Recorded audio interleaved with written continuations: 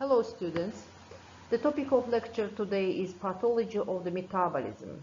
The lecture will be delivered by me, Aliyeva, the Associated Professor of the Pathophysiology Department.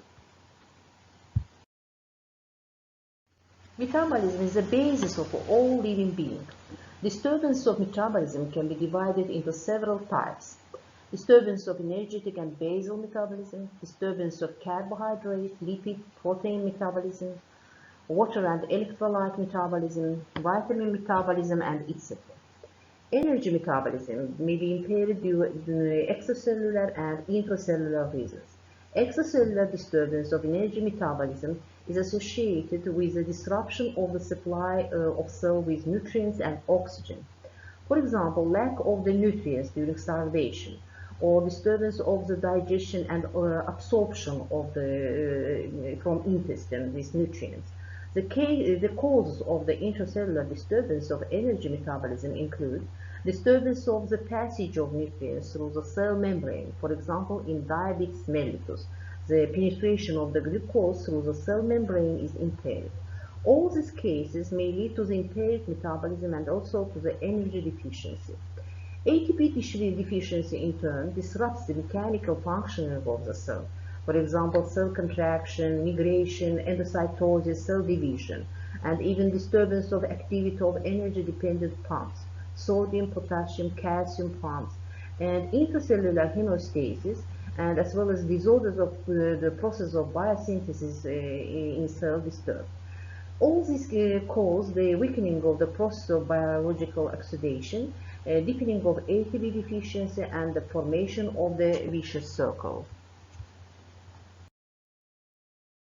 Pathology of the carbohydrate metabolism may be divided into following steps: disturbance in digestion and absorption of carbohydrates, disturbance in synthesis and breakdown of glycogen, disturbance in intermediate metabolism of carbohydrates, and disturbance in regulation of the carbohydrate metabolism. The first about the disturbance of digestion and absorption of carbohydrates. The main cause of such disorders is either intestinal disorders, diseases, or deficiency of the amylolytic enzymes. Deficiency of amylolytic enzymes may be hereditary and acquired. This is observed more often in young children and mainly in pancreatitis, pancreatic fibrosis, and other diseases. Impaired phosphorylation, a change in the structure of intestinal villi, a decrease in the absorption function enterocytes lead to the disruption of the membrane digestion. And this is observed during poisoning by specific inhibitors that inactivate the enzyme hexokinase, for example, fluorizine or monoiode acetate. And all inflammatory diseases of intestine are common cause of such disorders. The second step is synthesis and breakdown of glycogen. Glycogen synthesis may be impaired in case of hypoxia, for example. Then the damage of hepatocytes, for example, in acute and chronic hepatitis.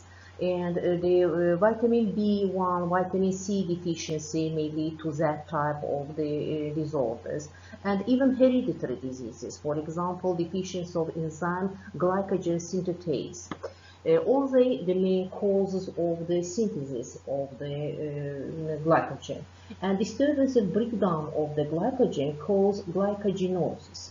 Glycogenosis are the group of hereditary diseases, and they are characterized by the accumulation of the excess amount of glycogen in organs and in tissue, and in sometimes in normal and sometimes in the pathological forms.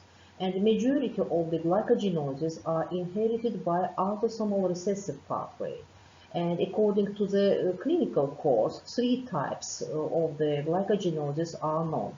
The hepatic type, hepatic form, then myopathic and generalized or mixed form. And the hepatic glycogenosis include, for example, Gilke, Corey, Anderson, Hurst diseases, and McArdle disease is the main form of myopathic glycogenosis. Generalized glycogenosis include Thompson diseases, Pompe diseases, and others. In this slide, you see the patient, the child with Gilke disease. GK disease is type 1 glycogenosis, and the most common form of the hepatic glycogenosis.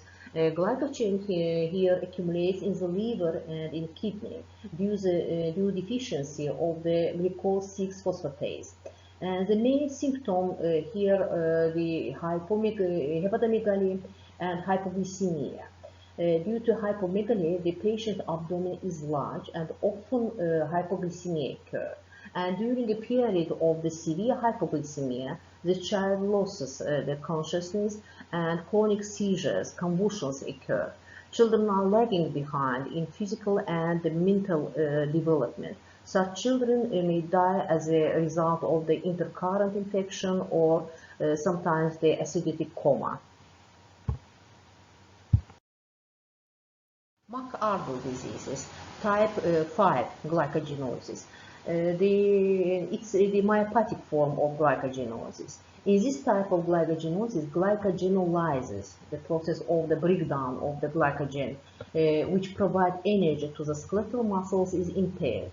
And here, glycogen can't break down due to the lack of the enzyme glycogen phosphorylase and enzyme phosphofructomutase in myocytes. And symptoms of disease are observed during physical work. The symptoms are the pain, the convulsions in the muscles, and for this type of the glycogenosis, hypoglycemia is not characteristic. The third stage is the disturbance of intermediate metabolism. And these disorders include the period of all biochemical transformations starting from the carbohydrate penetration into the cell. This process consists of anaerobic and aerobic stages. The anaerobic stage ends with the formation of the pyruvic acid and lactic acid, and the aerobic stage in this stage, pyruvic acid undergoes complex transformations and breaks down to the carbon dioxide and water.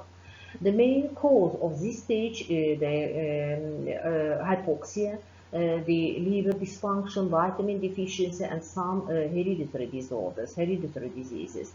During hypoxia, oxidation becomes anaerobic, and as a result of the glycolysis, glycogen is broken down into the pyruvic and lactic acid.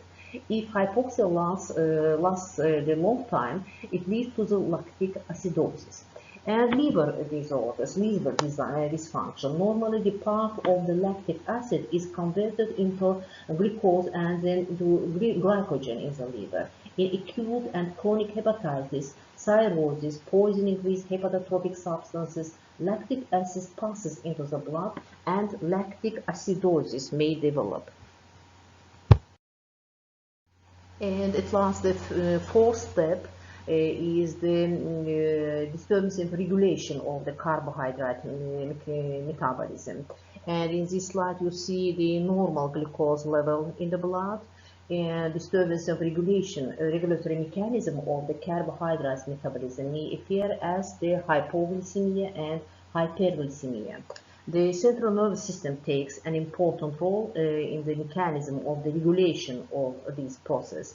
For example, sympathetic impulses lead to an increase in the release of adrenaline from the adrenal glands and cause the hyperglycemia by stimulating glycogenolysis. And irritation of the parasympathetic nervous system leads to an increase in insulin secretion and the penetration of the glucose into the cells and the occurrence of the hypoglycemia. And the number of hormones, for example, glucagon, adrenaline, glucocorticoids, adrenocorticotropic hormones, somatotropic hormone, thyroid stimulating hormones, thyroid hormones increase blood glucose, where insulin causes a hypoglycemic effect. And the next slide will show us these effects. The action of the insulin on the target cells. As you know, the insulin consists of two polypeptide chains, A chain and B chain, and insulin is synthesized in the beta cells of the Langerhans islets of the pancreas, and it first is synthesized in inactive form, which called the proinsulin. Then, under the action of the peptidase, these enzymes proinsulin is cleaved into the insulin and C-peptide.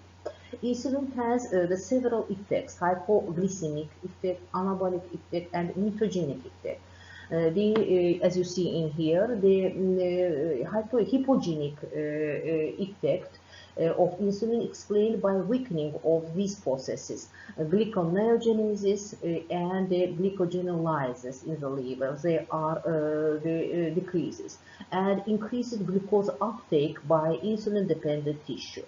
The anabolic effect is the stimulation of the lipogenesis in adipose tissue, and glycogenesis in liver, and biosynthesis of the protein in muscles, and its mitogenic effect fulfilled by stimulation of the cell proliferation in high doses.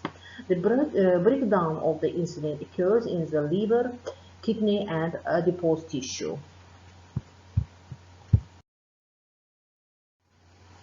According to WHO, diabetes mellitus increases the percentage of mortality, the total mortality, in 2-3 times. All types of metabolism, carbohydrate, fat, protein, water-salt metabolism, and even acid-base balance are disturbed in diabetes mellitus. And therefore, diabetes mellitus refers to a group of metabolic diseases that occurs as a result of absolute and relative insulin deficiency and is accompanied by hyperglycemia. Hyperglycemia is an increase in blood glucose level as a result of insulin deficiency, where glucose utilization by cells decreases, glyconeogenesis is activated, and glycogenolysis accelerates. Absolute insulin deficiency develops as a result of destruction of pancreatic beta cells by antibodies and the T lymphocytes, or in acute chronic pancreatitis, pancreatic tumors, pancreasectomy. Relative insulin deficiency associated with insulin resistance on target cells. Then primary and secondary diabetes are distinguished. Primary diabetes has two types: type 1, insulin-dependent diabetes mellitus, and type 2, non-insulin dependent diabetes mellitus. The diabetes type 1. Type 1, insulin-dependent diabetes occurs mainly in people under the age of 30 and is also called juvenile diabetes. The basis of this diabetes, this type, is autoimmune destruction of the beta cells. And this process, autoimmune destruction of the beta cells, occurs due to 3 interrelated mechanisms. Hereditary predisposition associated with the MHC gene, these genes, and autoimmune aggression against beta cells, and the action of environmental factors, the action of some beta cytotropic viruses and beta cytotropic chemical factors. Hereditary predisposition is associated with gene located in the 6th chromosome encoding these molecules, the MHC molecules, and carriers of the such genes have specific markers on the surface of pancreatic beta cells, and they are easily damaged as a result of action of the beta cytotropic viruses, for example, Coxsackie viruses, mumps viruses, and others. And some chemical factors, for example, alloxan, streptozotocin, and others may take role here. And under action of these factors, they obtain the character of autoantigens. Thus, as a result of autoimmune process, beta cells gradually becomes damaged and fail. Insulin secretion decreases and absolute insulin deficiency develops. Autoimmune destruction of the 90% of these cells causes the first manifestation of the diabetes mellitus, type 1 diabetes. And therefore, in the treatment of the type 1 diabetes, the use of insulin is obligatory. Type 2 diabetes, non-insulin dependent diabetes. This occurs mainly in people over 40 years old. And unlike type 1 diabetes, in the etiology of non-insulin dependent diabetes, genetic predisposition and obesity play an important role. However, here the genetic predisposition is not associated with the MHC genes. but with a defect in the genes encoding carbohydrate metabolism regulating factors. The basis of the pathogeny of disease type 2 diabetes, is the beta cell dysfunction and insulin resistance. On the background, genetic predisposition and obesity develop prolonged hyperglycemia and hyperinsulinemia, and prolonged hyperinsulinemia lead to the intensive activity of the pancreatic beta cells and finally to their depletion. The relationship between insulin resistance and obesity in the type 2 diabetes is realized by biological active substances which are synthesized in adipocytes and called the adipocytokines. For example, 2 molecules factor, free fatty acids, adiponectin, leptin, and resistin. It was found that during obesity, the secretion of 2 molecules factor, also the content of free fatty acids, increases in adipocytes. And these substances, by acting on the post-receptor pathway of the transmission of the insulin signal on the target cells, creates insulin resistance. The content of the adiponectin and leptin decreases in obesity, and insulin resistance occurs, where the content of resistin increases. Adiponectin reduces the content of triglycerides in skeletal muscle and increases the utilization of the free fatty acids. Leptin influence on the receptors on the satiety center of which located in the hypothalamus, and decreasing of its content causes hunger and polyphagia, which lead to the obesity. Unlike adiponectin and leptin, resistin reduces the insulin sensitivity and increases resistance to it. And that's why this drug, TZD, is used in the treatment of the type 2 diabetes, combining with the nuclear adipocyte receptor, PPAR, gamma. It reduces the secretion of the resistin and eliminates insulin resistance.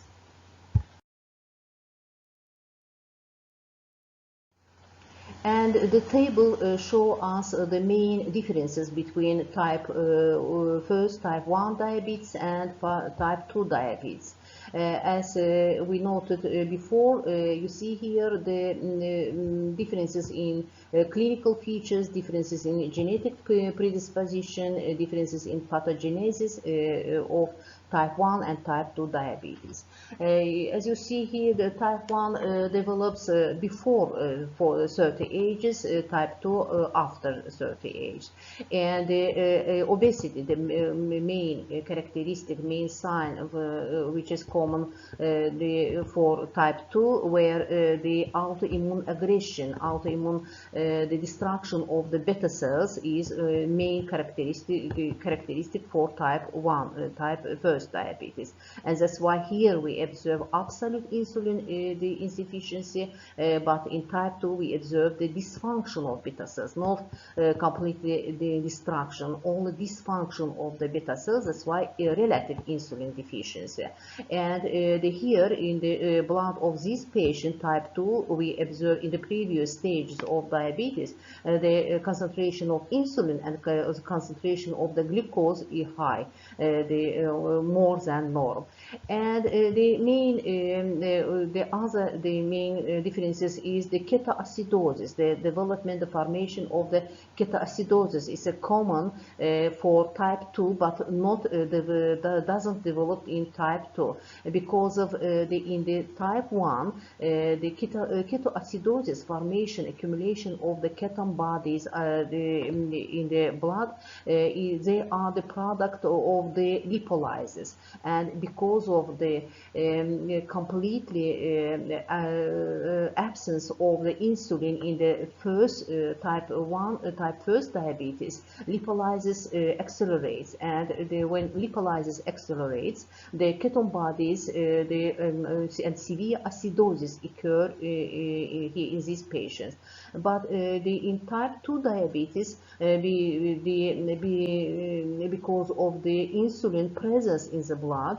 Here we observe the insulin resistance, the insulin presence here in the blood, and lipolysis is not accelerated. That's why ketoacidosis doesn't develop. And that's why the coma, the main acute complication of the diabetes, again, the diabetic comas, the ketoacidotic coma develops in type 1, but the hyperosmolar comas are common for type 2 diabetes. And again, as was noted, the genetic predisposition in type 1 is connected, associated with MHC or human leukocyte antigens in type 1, and it is not associated with, not linked with these genes in the type 2 diabetes. And you see here again autoimmune destruction of the beta cells for type 1, and this beta cell dysfunction only, and relative insulin deficiency in type 2. And the insulitis, destruction of the 95% of beta cells observed in type 1, type 1 diabetes, and which all is not observed in type 2 diabetes. All types of metabolism are disrupted in diabetes mellitus, and degenerative change develop in tissue, organs, and systems. All forms of diabetes share a common clinical signs that occur as a result of impaired carbohydrate metabolism, including hyperglycemia, glucosuria, polyuria, and polydipsia. Hyperglycemia increases the synthesis of glyco and mucoproteins. They easily sediment on the connective tissue, and through the formation of the hyaline, play an important role in the development of atherosclerosis. Hyperglycemia causes glucosuria if the blood sugar exceeds 9.9 millimolar per liter. The glucose reabsorption is strained and exceeds the renal threshold, and glucose is excreted in final urine. This leads to the osmotic diuresis and consequently to the polyuria. Blood and tissue are dehydrated, and a strong feeling of the thirst, polydipsia, develops. If the blood sugar reaches 30 millimole per liter, an increase in osmotic pressure will lead to the dehydration of tissue, especially brain, and development of the hyperosmolar coma. Hyperlactate acidemia, the accumulation of the lactic acid, hyperlipidemia, ketonemia, ketonuria are the main changes of the metabolism caused by hypoinsulinism. Complications of the diabetes are divided in two groups, acute and the chronic or late complications. Acute complications include life-threatening conditions such as coma, diabetic coma, and the ketoacidotic, hyperosmolar, and lactate acidemic coma, three main types of comas observed during diabetes: ketoacidotic coma, hyperosmolar coma, and lactate acidemic comas. The first is hyperglycemic ketoacidotic coma, is observed in patients with type 1 diabetes. In this type of the coma, acute hyperglycemia, hyperketonemia, metabolic acidosis play an important role. Insulin deficiency simultaneously accelerates lipolysis, and the content of the free fat acids rises. The transport of the free fatty acids to the liver accelerates ketogenesis, formation of the ketone bodies. Ketone bodies affect the cells of the whole body, especially the cells of the cerebral cortex, and disruption of the activity of central nervous system leads to the coma. Signs of the characteristic for the ketone acidotic coma include loss of the consciousness, loss of the reflexes, decreasing of the blood pressure, weak and frequent pulse, Kussmaul type of breathing, pathological type of the breathing, and dry skin and decreasing of the skin elasticity, decreasing of the tonicity of the eyeballs and muscles, and a smell of the acetone from the oral cavity.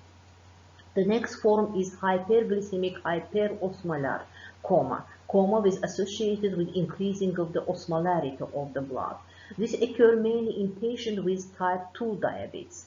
And the basis of the hyperosmolar coma is hyperosmolarity of blood and dehydration of the body. Hyperosmolarity is associated with hyperglycemia and hypernatremia. Hypernatremia occurs due to a compensatory increase in the synthesis and secretion of aldosterone caused by hypovolemia. Because of in diabetes, polyuria leads to the hypovolemia. Aldosterone in turn increases reabsorption of the sodium ions in the renal tubules. And as a result, cells of the body, especially brain cells, undergo dehydration. Water electrolyte imbalance occurs. Severe hypoxia develops in the central nervous system and consciousness is lost. This form of coma is not accompanied by ketoacidosis due to the blockage of the lipolysis by insulin. Long-term complications of diabetes mellitus include angiopathy and neuropathy. And the angiopathy include microangiopathy and macroangiopathy. We will talk about them in the next slides. But here about the main pathogenesis of these the angiopathies. The basis of the angiopathy is linked with the non-enzymatic glycosylation of proteins and conversion of the glucose to the sorbitol. The non-enzymatic glycosylation of glucose means the attachment of the glucose to proteins without the participation of enzymes. And more important forms of which are the glycosylated form of hemoglobin and glycosylated form of collagen in the interstitial space tissue and the vascular wall, and etc. These glycoproteins are stable compounds and that they sediment on the vascular wall and create condition for the development of sclerotic change in these tissues. Another mechanism for development of the long-term complications of diabetes is acceleration of conversion of the intracellular glucose to the sorbitol. An increase in the sorbitol content in the vascular wall leads to the thickening of the basement membrane, and as a result, blood circulation is disturbed and the metabolism between blood and tissue is impeded. This leads to the ischemia in the tissue.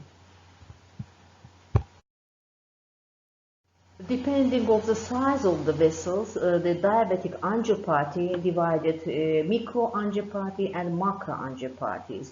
And the microangiopathies they include, for example, diabetic the retinopathy, damage to retina, or the diabetic nephropathy, damage of the kidney. They are the most common forms of the microangiopathies. And in this slide, you see the damage of the retina, diabetic retinopathy.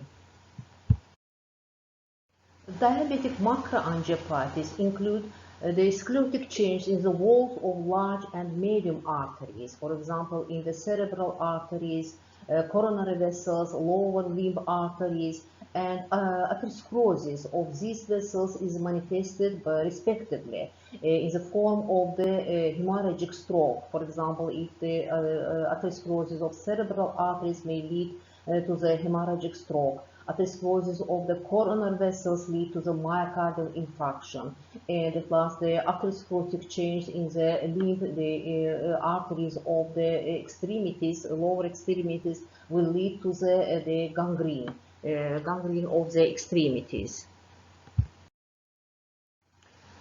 Disturbance of the protein metabolism. Protein metabolism can be disturbed for these several reasons.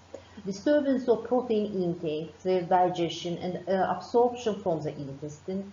The next step is disturbance of endogenous synthesis and breakdown of the proteins in the cells. The third is disturbance of the amino acid metabolism, and the next disturbance of the final stage of the protein metabolism, and the last disturbance of the protein content of the blood.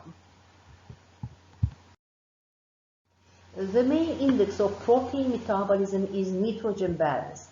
The differences in nitrogen entering the body as a part of the food during the day and excreted from the body is called nitrogen balance.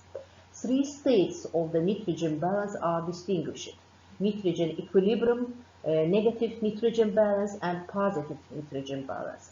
If the amount of the nitrogen compounds released in equal to the amount of nitrogen taken with food, this condition is called nitrogen equilibrium. If the amount of nitrogen released from the body is greater than the amount of the nitrogen taken with the food, a negative nitrogen balance occurs. Negative nitrogen balance is observed during starvation, burns, diarrhea, then proteinuria, the diabetes mellitus, and during malignant tumors.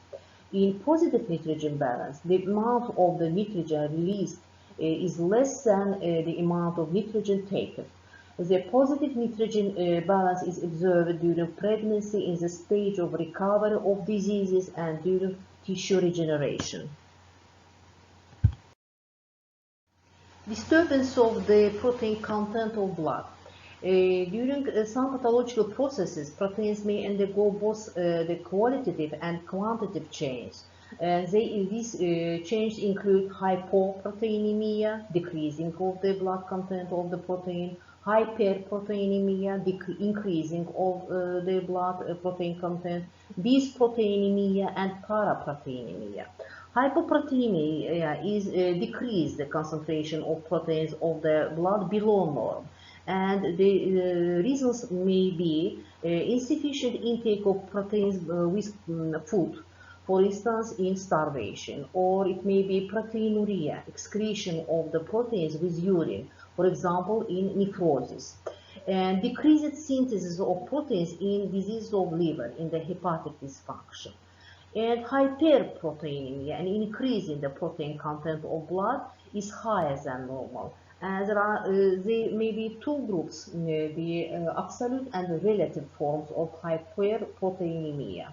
The most common is relative hyperproteinemia as a result of blood concentration, for example, prolonged diarrhea or vomiting.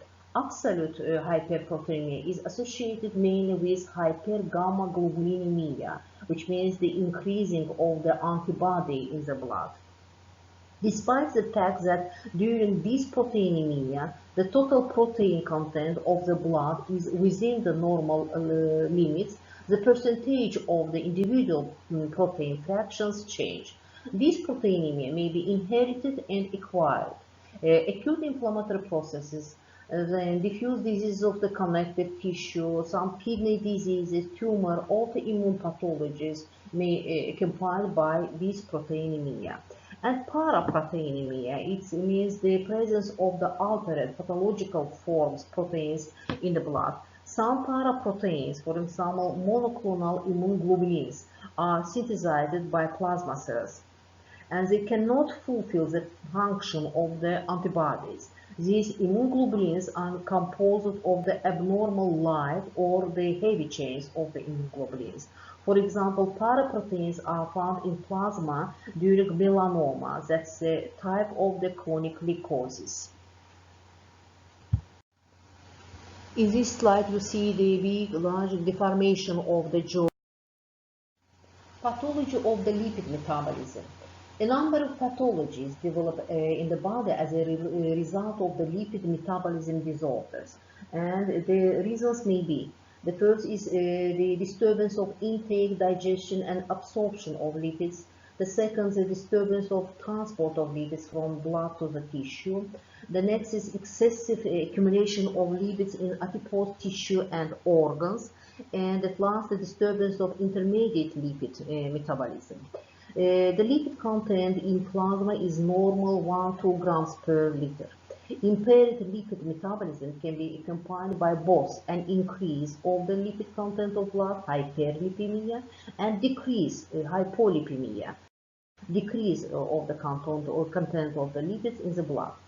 According to the development mechanism, hyperlipemia is divided into several groups. The first group is alimentary hyperlipemia. Alimentary hyperlipemia is a temporary increase of the blood lipids and is linked with the intake of the fatty foods. Decreasing of the lipoprotein lipase activity creates a condition for development of this type of alimentary hyperlipidemia. Then the next type is retention hyperlipidemia. This develops as a result of slowing down the penetration of fats from the blood into the tissue. In the pathologies, this type of the hyperlipidemia takes role the decreasing of the concentration of heparin in the plasma. Heparin activate the endonormal heparin activate the lipoprotein lipase transparency factor, and the activity of the lipoprotein lipase decreases in the heparin deficiency, and triglycerides that make up the lipoproteins penetrate the fat cells with difficulty. This occurs in the necrosis, obstructive jaundice, atherosclerosis, and other diseases. And the third type is transport hyperlipemia. Transport hyperlipemia develops in increased mobilization of the unesterified fatty acids from fat depots to the liver. For example, during stress reaction, during type 1 diabetes, lipids that have passed from the liver to the blood, as a rule, form the complex the compounds with proteins and circulate in this form in the plasma. The mobilization and transition of fats from the lungs to the blood is observed in prolonged hyperventilation even, for example, among the swimmers and singers. Features of the lipoproteins are given in this table. You see there are several types of the lipoproteins. These include kilomicrons, then very low density lipoproteins, low density lipoproteins, intermediate density lipoproteins, and high density lipoproteins. The density of lipoproteins depends on the content of triglycerides. And so the higher the triglyceride content, the lower density lipoprotein is, and vice versa. And we may divide all lipoproteins into groups: atherogenic, which accelerate the development of the process of atherosclerosis, and anti-atherogenic. Atherogenic lipoproteins include very low density lipoproteins, low density and intermediate density lipoproteins. And anti-atherogenic lipoproteins is high density lipoprotein. In this table, the 5 forms of the hyperlipoproteinemias are described. The type 1, the first type of the hyperlipoproteinemia, is characterized by high content of the kilomicrons in the fasting plasma, and xanthomas, accumulation of the cholesterol and its esters, are formed in various areas of body in this type. The disease sometimes occurs as a result of hereditary autosomal recessive lipoprotein lipase deficiency, and sometimes in connection with an autoimmune diseases of the connective tissue. For example, in systemic lupus erythematosus, here the antibodies are formed to glucosamine glycans that disrupt the activation of the lipoprotein lipase by heparin. And the second type, or hyperlipoproteinemia, divides in 2 subtypes. You see here A and B. In A subtype, the content of the low density lipoprotein increases, and the content of the very low density lipoprotein is normal. But in the subtype B, both of them increase. Both the second type of hyperlipoproteinemia arise as a result of change in plasma activity of lipoprotein lipase, or as a result of defect in the very low density lipoproteins and low density lipoprotein receptors. And pathology is transmitted by autosomal dominant way. Atherosclerotic lesions occur in the vessels in young children, and this leads to the development of coronary heart diseases. The third type of the hyperlipoproteinemia is associated with a hereditary defect on the synthesis of the apoprotein E, apoprotein of the kilomicrons and very low density lipoproteins. This type, the hyperlipoproteinemia, is formed as a result of disturbance of the kilomicrons and the very low density lipoprotein catabolism. Acquired forms are also found, for example, during obesity. The fourth type of hyperlipoproteinemia is both hereditary, autosomal dominant, and it may be acquired, for example, during hepatitis, acute hepatitis, acromegaly, and diabetes mellitus, and others. Its pathogenesis is not fully understood, and basically it is characterized by an increase in blood levels of triglycerides and very low density lipoproteins. And patients have obesity, xanthomas, retinal lipidosis, and decreased vision. And at last, type, the fifth type of the hyperlipoproteinemia is also, it may be hereditary and acquired. The content of chylomicrons and very low density lipoprotein increases in blood, but the content of low density and high density lipoproteins decreases. The patient has hepatosplenomegaly, obesity, and myocardial lesions.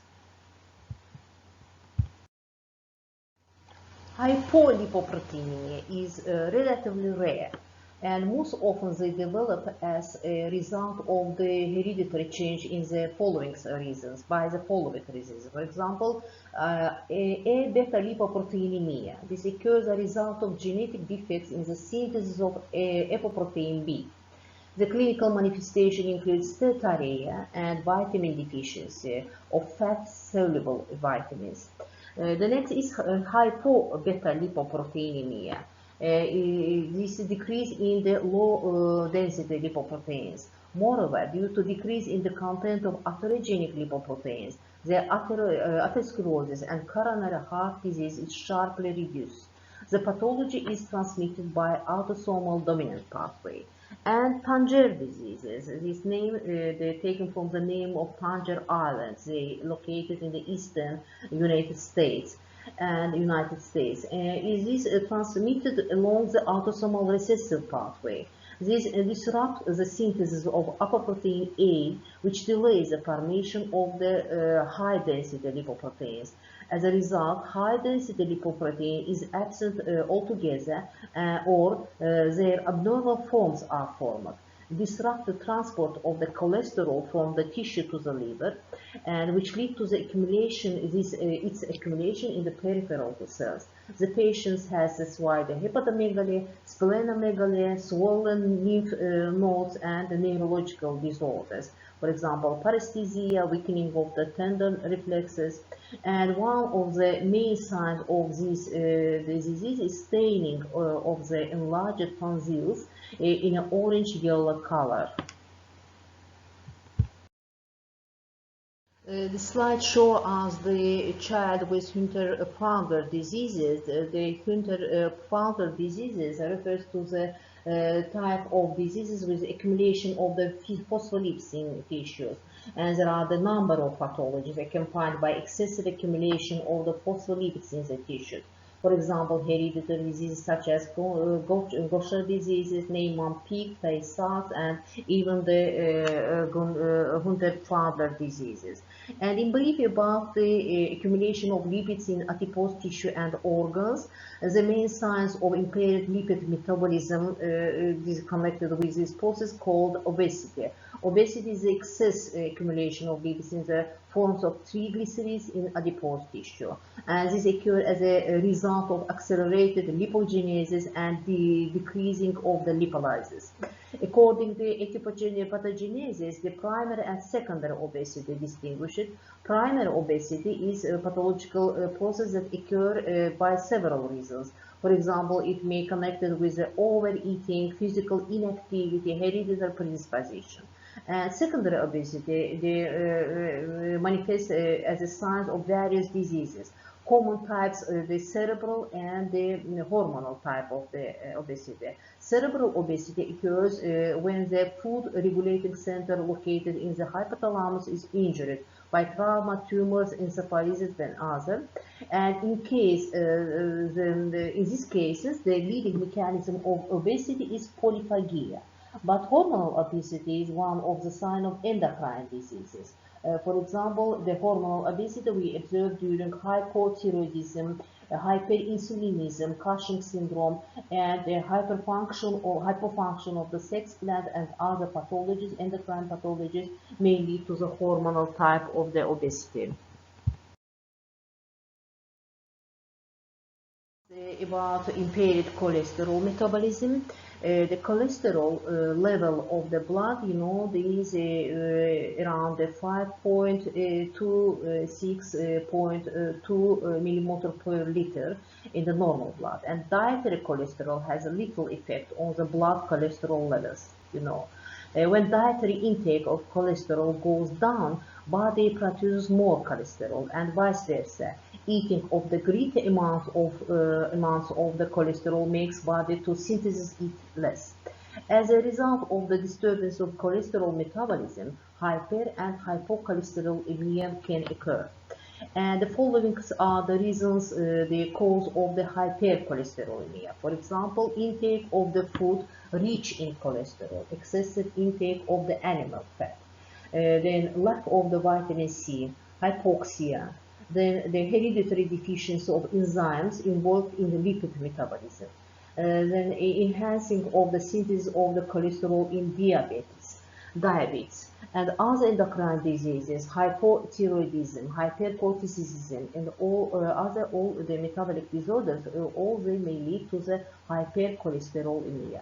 Hypercholesterolemia forms a condition for development of the atherosclerosis, xanthomatosis, cholesteatosis, accumulation of cholesterol and its esters in the parenchymal organs, and obesity, coronary heart diseases, and multiple sclerosis, and others. And the causes of the hypocholesterolemia include liver pathology, impaired ability to synthesize cholesterol and its esters, for example. Then thyrotoxicosis, incomplete fasting, insufficiency intake of food rich in cholesterol and animal fats, the hereditary lipoproteinemia, Addison-Birner anemia, also may lead to the hypocholesterolemia. In hypocholesterolemia, the barrier function of the cell membrane is disrupted. As a result, the mirroring the structure of nerve fibers and transmission of the nerve impulses, a neurological change disorder may occur. And in connection with a decrease in the content of bile acids, pathologies of the digestive system may develop also. Water is the main component of the body. Water is 60% of adult body weight and approximately 80% of the child's body weight. The daily requirement is 2.5 liters. In early childhood, the body's need for water is 2 to 3 times greater than in adults. With age, the total volume of water in the body decreases. If the amount of the water entering the body exceeds the amount of the water released, then this is called the positive water balance. In a negative water balance, the excretion of water from the body prevails over its intake. 75% of all water inside the cells and 25% outside of cells. This is the intercellular fluid, blood, and lymph. Despite the electrolyte composition of the intra and extracellular fluid is different from each other, the body fluid is in the state of osmotic equilibrium. The extracellular fluid contains more sodium, chlorine, calcium, bicarbonate ions, and intracellular medium contains ions of potassium, the magnesium, phosphorus, and etc. In various pathologies, an increase or decrease in amount of intracellular and extracellular fluid is observed. The center of water electrolyte regulation located in anterior part of the hypothalamus. Regulation of water metabolism consists of afferent, central, and efferent stages. Afferent impulses from various receptors that are the chemoreceptors, osmobar, chemoreceptors. They're located in the various organs and tissues. For example, the mucous membranes of digestive tract, blood vessels, and others. All they are transmitted in the hypothalamic neurons, center of water regulation. Then these impulses are transmitted to the departments of the cerebral cortex. which are involved in the emergence of the feeling of thirst and the water comfort. This is mainly in the central stage. At the same time, at this time, a person has a feeling of the thirst or abandonment of the water. At the efferent stage, the regulation of water metabolism, the kidneys, sweat glands, intestine, and lungs participate. These organs ensure the stability of water and electrolyte equilibrium. The endocrine system plays an important role in the regulation of the water balance in the body and its distribution between tissues. Change in the volume circulating blood thickening or dilution, the change in the concentration of electrolytes in tissues, it affects the secretion of aldosterone, antidiuretic hormone, that's vasopressin, a natriuretic hormone of the atria, atriopeptide, and adrenaline. As a result of decrease in the volume of circulating blood, the volume receptors located in the atria on the inner surface of the carotid artery and the brain are irritated, and the impulses enter the hypothalamus, then the pituitary gland. At this time, an increase in the adrenocorticotropic hormone secretion leads to an increase in aldosterone synthesis in the adrenal cortex. In the regulation of the aldosterone secretion, the renin-angiotensin system plays an important role. Renin is a substance which proteolytic activity that synthesized in kidneys. Decreasing of the blood supply to kidneys, activation of sympathoadrenal system, hyponatremia, all these increase release of renin into the blood. Renin converts angiotensinogen into the angiotensin 1, and this with the participation of the convertase, the enzyme convertase, which formed in the capillaries of the lungs. From angiotensin 1, angiotensin 2 is formed. Angiotensin 2 narrows arterioles and increases blood pressure, stimulates the secretion of aldosterone. The mechanism of action aldosterone at the cellular level is that aldosterone passes into the renal tubular epithelium, combines with a specific protein receptor, and enters the nucleus, where they activate the genes that encode the proteins that make sodium, potassium, hydrogen pumps. As a result, aldosterone increases the reabsorption of sodium and secretion of the potassium and hydrogen ions in distal convoluted nephrons. Another hormone involved in regulation of the water metabolism is the antidiuretic hormone. The secretion of this hormone is stimulated by two mechanisms: the osmotic mechanism and hemodynamic mechanism. In osmotic mechanism, an increase in the osmotic pressure of the blood, osmoreceptors located in the inner surface of the blood vessels are irritated, and the next mechanism is the hemodynamic mechanism. Here, decreasing of the volume of the circulating blood irritates volume and baroreceptors, and impulses come from these receptors passes the paraventricular and the supraoptic nuclei of the hypothalamus, and this leads to the stimulation of the antidiuretic hormone synthesis. From here, antidiuretic hormone enters to the neurohypophysis and then into the blood. Antidiuretic hormone binds to the V2 receptors because another name of this hormone is vasopressin, and the corresponding receptors called V receptors.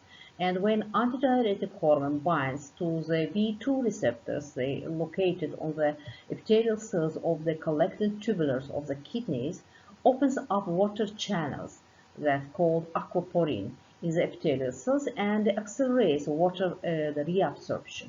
Antidiuretic hormone in low concentration has an antidiuretic effect. In high concentration, it causes vasoconstriction and an increase in blood pressure. The vasoconstrictive effect of antidiuretic hormone is associated with the attachment to V1 receptors on the vascular wall. By this way, it accelerates the transition of the calcium into the cytoplasm, which leads to the contraction of the small muscle cells. Therefore, the another name of this hormone is vasopressin. Disturbance of water balance is called dyshydria. There are two types of dyshydria: dehydration or the exicosis or hypohydria. All they have the same meaning, and dehydration can be intracellular and extracellular. And water retention in the body, hyperhydria, either may be intracellular and extracellular.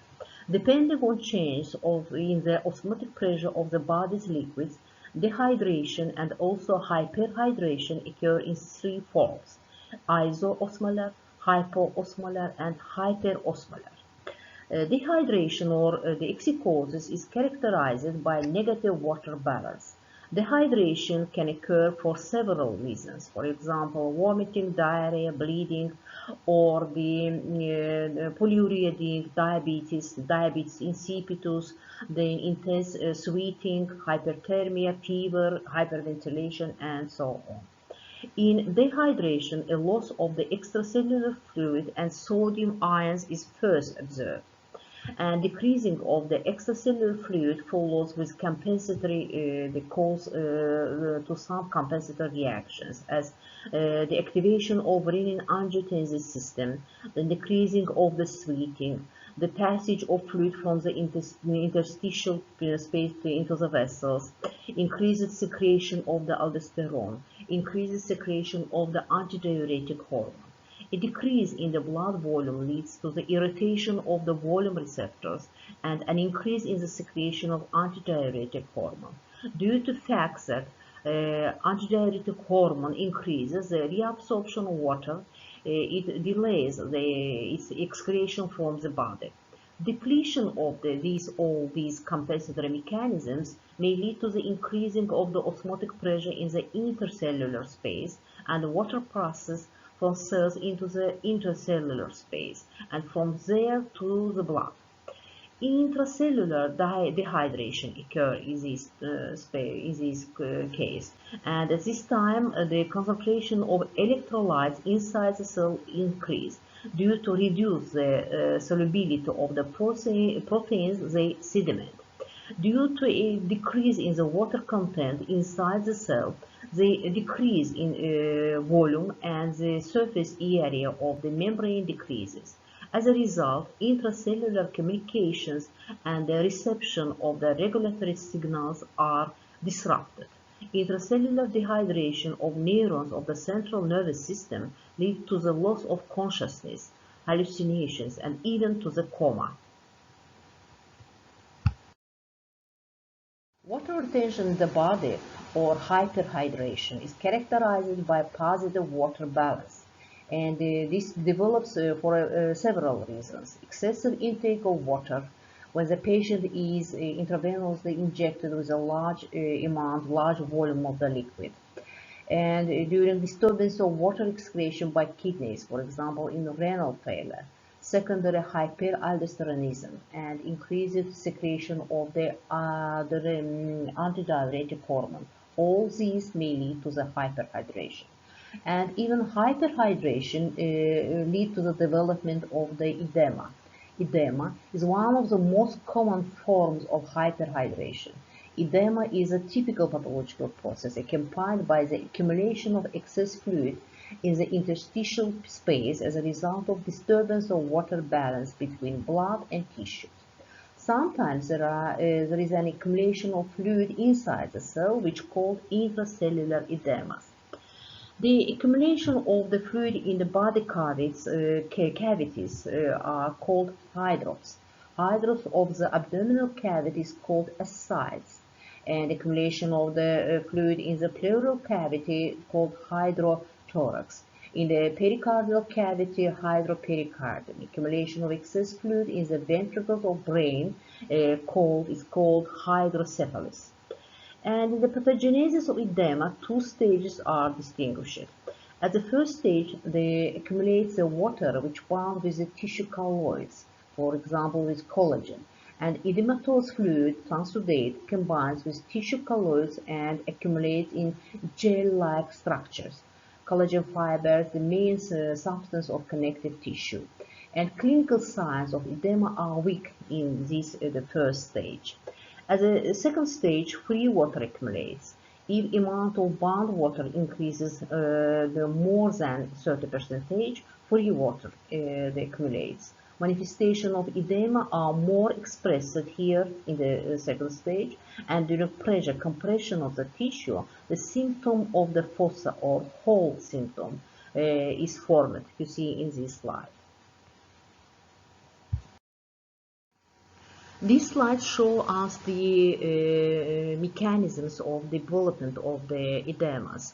And according to pathogenic mechanisms, the hydrostatic mechanism, membranous mechanism, oncotic, osmotic mechanism, and lymphogenic mechanisms of the formation of edemas are known. The hydrostatic edema is formed as a result of increase in hydrostatic pressure in the capillaries. This type of edema develops as a result of an increase in blood volume, an increase in the venous pressure, and microcirculation disturbances. For example, in heart failure, secondary hyperaldosteronism, and etc. Hydrostatic edema begins from the lower parts of the body. Then oncotic edemas or hypoproteinemic edema is formed as a result of decreasing of the protein content of blood. In this case, the liquid part of the blood passes from the capillaries into the interstitial space.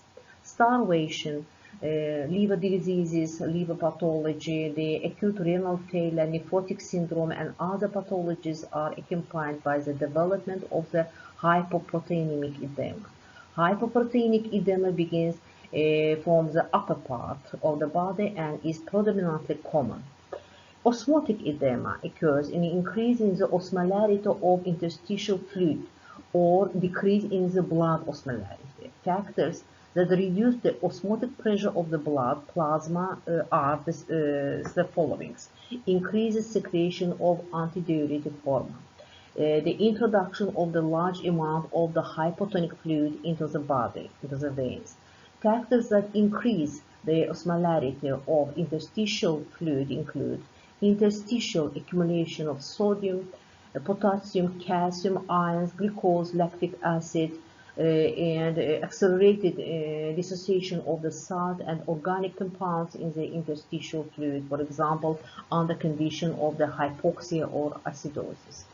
The next is the membranous edema occur as a result of increase in vascular wall permeability. Moreover, as a result of action of the various factors, for example, histamine, prostaglandins, kinins, the nitrogen oxide, the transition of the liquid part of the blood to the intercellular space is accelerated.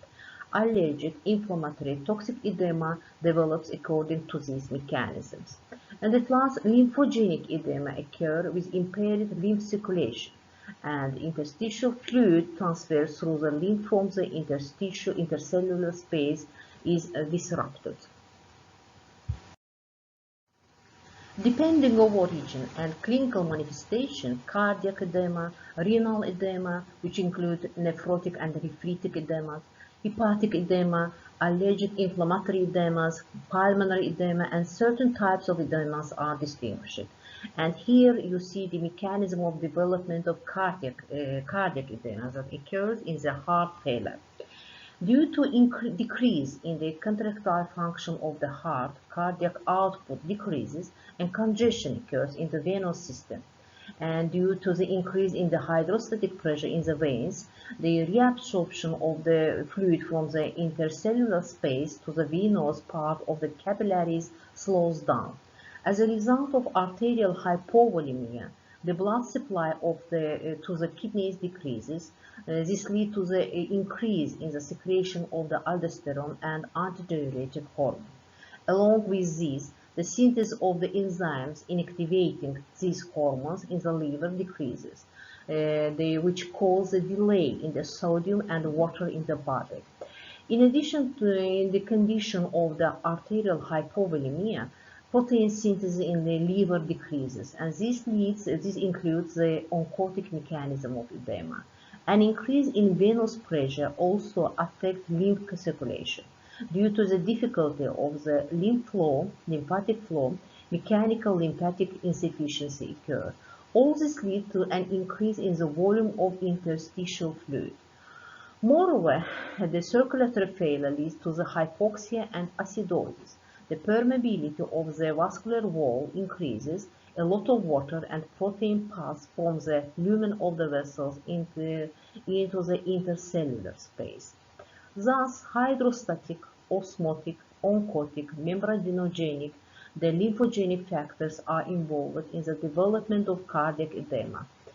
In case of right ventricular failure, due to congestion in the vena cava inferior, edema starts from the lower extremities and gradually mixes into the upper body. In the left ventricular failure, due to congestion in the pulmonary circulation, pulmonary edema develops. Increasing of the hydrostatic pressure in the vessel of the pulmonary circulation, the transudate passes into the intercellular space of the lungs and leads to the development of the interstitial pulmonary edema. Then accumulation of a large volume of edematous fluid in the interstitial space, one of the part of the passes into the alveolar. Thus, alveolar edema develops. Pulmonary edema can also occur with pathologies that are not associated with the heart failure, heart diseases. For example, the basis of the pulmonary edema in inflammatory lung diseases is an increase in the vascular volume permeability due to the action of the inflammatory mediators. Disturbance of acid-alkaline balance, acid-base balance. Normally, the pH of the blood undergoes change in a very low limits. Arterial blood pH is on average 7.4, and due to the transition of acidic metabolic products into the venous system, venous blood pH is 7.35. The shift of acid-base balance to the acidic side is called acidosis, and shift to the alkaline side is called alkalosis. A decrease in arterial blood pH to 7.35 is considered compensated acidosis, and an increase to 7.45 is considered compensated alkalosis. A change in the pH of medium beyond these figures leads to the uncompensated acidosis and alkalosis. If the blood pH is above 7.8 and below 6.8, this may lead to the death of the organism. And the acid-base balance is regulated by physicochemical buffer systems that are bicarbonate, phosphate, protein, hemoglobin buffer system, and the physiological buffer systems that are lungs, kidneys, and gastrointestinal tract, and other. This slide shows us the main indexes of the acid-base balance. They are the pH of blood, and the norm is the 7.35, 7.45, and the partial pressure of the carbon dioxide is 35-45 millimeter mercury. Then the SB, standard bicarbonate. This index of the standard plasma bicarbonates in the norm is 22-26 millimeter per liter. And some additional indexes, for example, BB, the buffer base. This index is the sum of the standard bicarbonates and the other anions in the blood plasma. And in normal is 40-48 millimeter per liter. And BE buffer excess, this index shows the differences between the normal and established index of explosive. And in the norm it's 2.5 millimole per liter.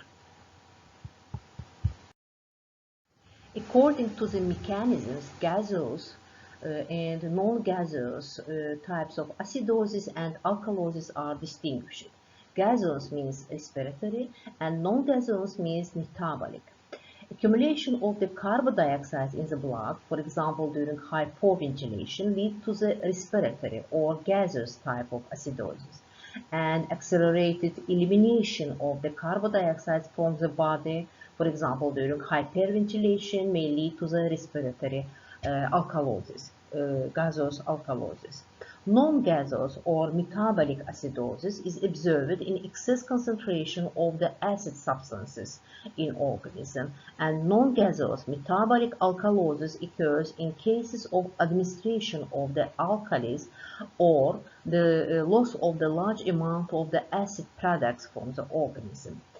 And it should be noted that the gaseous acidosis, hypercapnia, during here, the ability of the hemoglobin to be connected with the oxygen is decreased, and less oxygen is given to the tissue, which means hypoxia. Oxidation process can't be completed, and this may lead to the development of the metabolic acidosis. Gaseous acidosis may be observed in cases of the weakening of the respiratory center, asphyxia, then chronic disease of lungs, disturbance of blood circulation, increase of the carbon dioxide in the inspired air. All they may lead to the formation of the gaseous acidosis. And hypercapnia leads to the development of number of compensatory reactions in the organism, and increase the plasma bicarbonates. And the main compensatory organ here during the respiratory acidosis is the kidney.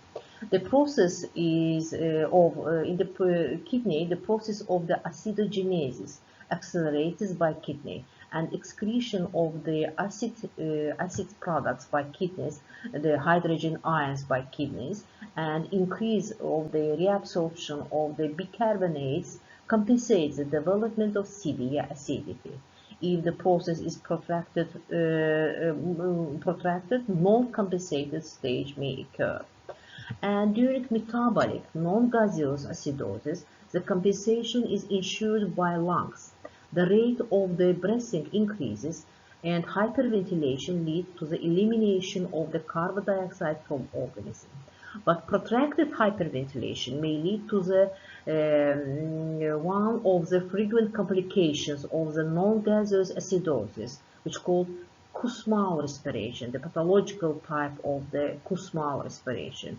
As a result of hypocapnia, the respiratory center is not stimulated enough. And as a result of loss of the sodium, potassium, calcium ions, water salt metabolism and cardiac rhythm are disturbed, and disorders of neuromuscular activity, decalcification of the bone may occur. Respiratory alkalosis is observed in cases of hyperventilation of lungs that may develop during protracted artificial respiration with pure oxygen. Fever and tumors of brain, all they may lead to the respiratory alkalosis. In respiratory alkalosis, compensatory mechanisms are directed to lowering of the content of bicarbonates, reabsorption of bicarbonate ions, and excretion of the hydrogen ions in kidneys are reduced by a reflex way. So acids are kept in the organism and alkalis are excreted. Together with sodium bihydrocarbonate, much water is excreted in urine, which leads to the dehydration of the organism. And in the metabolic, non-gaseous alkalosis may develop in cases of intensive reabsorption of alkalines in kidney. Then the loss of acids, for example, during vomiting in the ileus, toxicosis of the pregnancy, gastric hypersecretion, and even long-term use of alkaline and administration of the some medicines, bicarbonate or other alkaline substances may lead to the metabolic alkalosis. And compensatory reactions of organism are directed to increase the acids and decrease alkalis. Together with sodium compounds, much water is lost. In severe cases, content of calcium ions is sharply decreased, and it may lead to the formation the convulsions. Disturbance in the mineral metabolism are partly determined by insufficient entering and assimilation of these substances in the organism. but they may also result from dysfunction of the endocrine system. For example, pituitary gland, adrenal, thyroid, parathyroid glands insufficiency, and insufficient entering of the some vitamins by food may lead to the disturbance of mineral metabolism. Daily need in sodium is 4-5 grams. The sodium is the main cation of the extracellular fluid, but in pathological states, during, for example, cell injury, burns, content of the intracellular sodium is increased. Hypernatremia, the increase of the blood sodium concentration, and the positive sodium balance occurs as a result of the surplus receipt of the salt and disturbed elimination of sodium from the organism. The disturbed elimination of the sodium from the organism. For example, during glomerulonephritis, primary and secondary hyperaldosteronism, excessive intake of the glucocorticoids, and so on.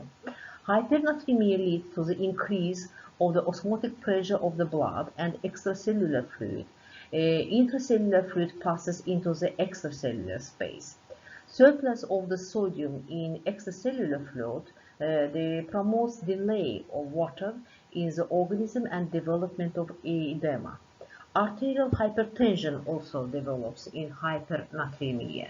Sodium ions enter the endothelial cells of the muscular wall, and this causes the passage of the water into these cells. They swell and narrow the lumen of the vessels. Hypernatremia is accompanied by disturbance of central nervous system, and it increases the nerve excitability. Hyponatremia occurs in insufficient receiving or increased loss of sodium by the body, by the organism, and increased sweating, vomiting, diarrhea may lead to the hyponatremia. Disturbance of aldosterone secretion, for example, in Addison diseases, may lead to the disorders in the reabsorption of the sodium from kidney, and organism loss a great amount of the sodium. The same is observed in renal insufficiency. Sodium deficiency leads to decrease in osmotic pressure of the extracellular fluid. Water enters the cell.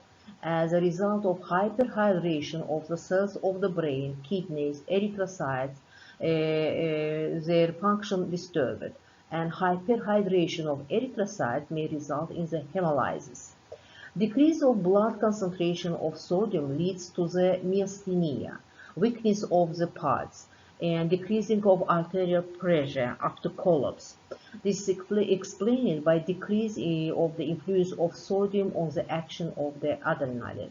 As a result of considerable loss of sodium, disturbance of the heart activity, muscular adenomia develops, and appetite is decreased. Hyperkalemia, increase of the potassium concentration of blood plasma above 6 millimole per liter.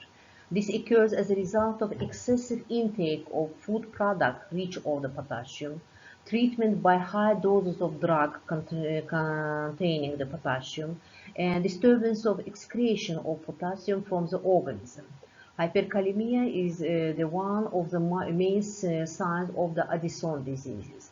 Hyperkalemia is more dangerous than hypokalemia. Plasma concentration of potassium equal to 8 till 13 millimole per liter may cause death as a result of potassium intoxication. This state may develop even after rapid transfusion of the large amount of the blood, because the potassium goes out of the erythrocytes.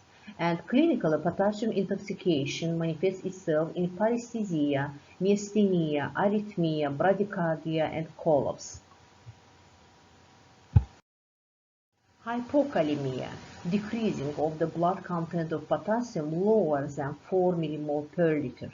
This occurs in cases of the insufficient intake of potassium in the food, its loss in digestive juice, for example during vomiting, diarrhea, or increased excretion in urine During hyperaldosteronism, protracted treatment by large doses of the adrenocorticotropic hormone and glucocorticoids. All they may lead to the hypokalemia, loss of the potassium from the organism. Hypokalemia is accompanied by change in potential of nerve and muscle cells and decrease in their excitability. This leads to the hyporeflexia, myasthenia, decreased vascular tension and motility of stomach and intestine. Excitability, conduction, and process of repolarization in myocardium are disturbed. In severe case of the cardiac arrest may occur, and the severe hypokalemia causes disorders in process of reabsorption and secretion of different substances in tubular epithelium of the kidney. This occurs as a result of diastolic cardiac arrest. Hypercalcemia means increase the calcium level above the 2-3 millimole per liter. It caused mainly by hyperparathyroidism. Under influence of surplus of the parathormone, bones lost calcium and bone tissue is replaced by fibrous tissue. Bones became soft and osteodystrophy fibrosa, the Recklinghausen disease, develops. The blood content of phosphorus, on the contrary, is decreased as a result of hyperphosphaturia. Sometimes this change leads to the formation of the urinary stones. And certain connection exists between physiological action of the parathormone and vitamin D. Increase of vitamin D in the organism strengthens the action of the parathormone.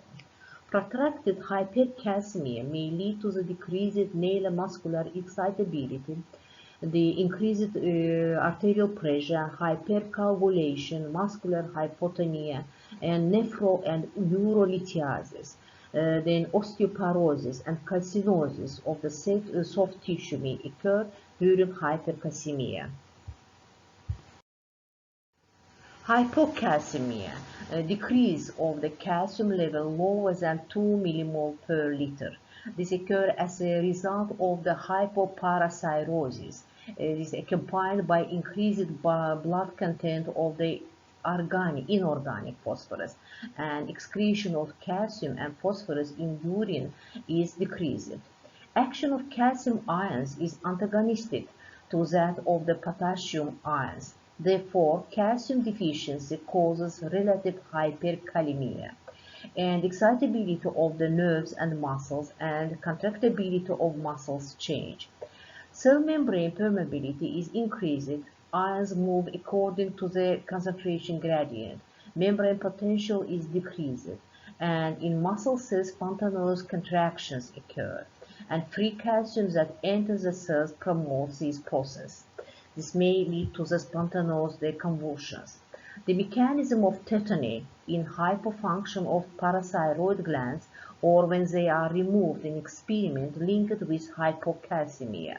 Convulsions set in when blood content of calcium is decreased lower than to the 7 milligram percentage or the 1.25, 1.75 millimole per liter. In severe cases, fits of tetany cause death as a result of the respiratory standstill. Hyperfunction of thyroid gland also is accompanied by hypocalcemia because the calcitonin, the hormone of the thyroid gland, promotes passage of the calcium from blood into the bone tissue.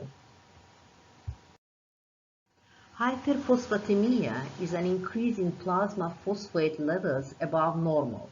The normal levels is the 0.8 till 1.45 millimole per liter. The causes of hyperphosphatemia are the following. The excessive intake of phosphates, intravenous or oral administration of the phosphate-containing drugs, for example. Then impaired excretion of phosphate by kidneys during renal failure in the kidney diseases, for example. And excess intake of phosphates in the blood from tissue and cells. For example, in hard physical work, during hemolysis, erythrocyte hemolysis, leukemia, and malignant tumors of the bone, in Crush syndrome, all they may lead to the hyperphosphatemia. Hyperphosphatemia is manifested by several signs, and this creates favorable condition for the formation of the calcification in soft tissue, because the main part of oxyapatitis is calcium and phosphates. Calcification develops in the tissue. As a result of the hyperphosphatemia, blood pressure decrease, heart failure, and hypocalcemia are observed. Hypophosphatemia is a plasma phosphate content below norm. The cause of the hypophosphatemia are the following: insufficient intake of phosphorus, for example, during fasting, the hypovitaminosis D, the eating of the phosphate-free foods, then increased excretion of the phosphate by kidneys, for example, damage of the renal tubulars, poisoning with salts of heavy metals, and even hypoparathyroidism and Fanconi syndrome. All they may lead to the hypophosphatemia. As a result of hypophosphatemia, due to decrease in the content of inorganic phosphorus in the body, a number of signs appear. You see all of them in this slide. The synthesis of ATP and creatine phosphate reduced, and the synthesis of nucleic acids. The content of inorganic substances in the bones is reduced, and degenerative change develops as osteoporosis. Means softening of the bone tissue, and rickets develop as a result of hypophosphatemia.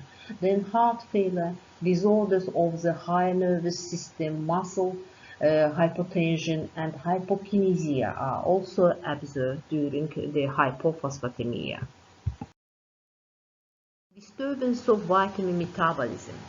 Vitamins are biological active substances with a low molecular weight that are important for normal course of metabolism and vital functions of the body. Certain groups of the vitamins are known, and most vitamins are coenzymes of enzymes. Vitamins are divided in two groups: fat-soluble, that are vitamin A, D, E, K, and water-soluble, the vitamins, the B group vitamins, the P, C group vitamins, and others. The main disorders of the metabolism of vitamins include vitamin deficiency, hypovitaminosis, hypervitaminosis, and dysvitaminosis. Vitamin deficiency develops as a result of lack of the vitamin in the body, or the inability to carry out its action. Hypovitaminosis A, you see the signs of these hypovitaminosis in this slide. It may be hereditary and acquired. The hereditary form of the hypovitaminosis A is rare, and is characterized by impaired cell proliferation and differentiation, as well as their destruction. Acquired hypovitaminosis A develops with a deficiency of vitamin A or deficiency of the beta-carotene in the food products, and disturbance of their absorption from the gastrointestinal tract. For example, during deficiency of bile acids. Hypovitaminosis A is manifested by a number of the signs. Hemeralapia, which means the night blindness. The xerophthalmia, this means the drying of the cornea of the eye as a result of the hyperkeratosis of the epithelial cells in the lacrimal ducts. The secretion of the tears decreases, and keratomalacia develops, that may lead to the complete blindness, which called the amblyopia.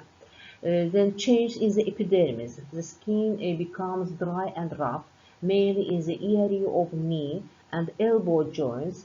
There is a papular rash and peeling. Increased change in the epidermis and keratinization of the epithelial membrane occur.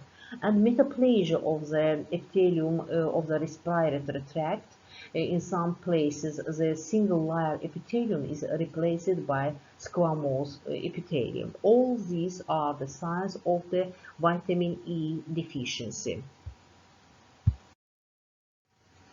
Vitamin D deficiency. Firstly, about the normal metabolism of the vitamin D. The slide shows us the normal metabolism of vitamin D. Synthesized in the skin under the influence of sunlight, the 6-dehydrocholesterol and also vitamin D, which is absorbed from the intestine, they are transported to the liver. And in the liver, it is converted into the 25-hydroxycholecalciferol. Then these substances pass to the kidney, and in the kidney, from these substances, the biological active forms of the vitamin D is formed. And biological active form of vitamin D is synthesized in kidney. This form provides absorption of calcium and phosphorus from the intestine, together with parathyroid hormone, mobilization of calcium from bones, and parathyroid hormone-dependent reabsorption of calcium in the distal convoluted tubules of the kidneys. Hypovitaminosis D, the vitamin D deficiency, can be the hereditary and acquired. Acquired hypovitaminosis D occurs as a result of insufficient intake of this with food and a decrease in its formation in the skin, and the insufficient sunlight, for example. The cause of hereditary hypovitaminosis D is defects in the genes encoding the proteins that are involved in the metabolism of vitamin D. Among the hereditary forms, the familial hypophosphatemic vitamin D resistant rickets is more common. And here in hereditary form, the use of the vitamin D is ineffective. The classic manifestation of acquired and hereditary vitamin D deficiency is rickets. And in this case, the vitamin D deficiency due to impaired absorption of calcium from the intestine, hypocalcemia, hypophosphatemia develop. In hypocalcemia, parathyroid hormone secretion increases compensatory. The main signs of rickets are the decreasing of the bone mineralization, the softening of the bones, then the deformation of flat bones of the skull, and muscle hypotension. It develops as a result of impaired innervation and the metabolic processes in the muscle fibers. Vitamin C deficiency. Vitamin C, or ascorbic acid, a water-soluble vitamin, is easily absorbed in the intestines and has various action. It provides collagen synthesis from procollagen. Vitamin C is involved in the metabolism of iron, It creates condition for the absorption of iron from intestine. And depending on the dose, vitamin C induces antioxidant action in therapeutic doses, and in high doses, it has the pro-oxidant effects. It facilitates the penetration of glucose into the cells. Hypovitaminosis C, or vitamin C deficiency, leads to the onset of the Scurvy disease. The main symptom of this disease is hemorrhagic syndrome, which develops as a result of increased permeability of the vascular wall. Bleeding from the gums, nose, subcutaneous hemorrhages occur. And due to the disturbance in the synthesis of collagen, the attachment of the periosteum to the bone tissue is disrupted, and the bones became fragile, easily broken, and wound healing became difficult. The disease is accompanied by muscle atrophy, acute weight loss, iron deficiency anemia. All they develops during the vitamin C deficiency, and corticosteroid deficiency and decrease in antibody synthesis are observed also. A decrease in antibody synthesis and decrease in the phagocytic activity of neutrophils lead to the immune depression. Thank you for attention.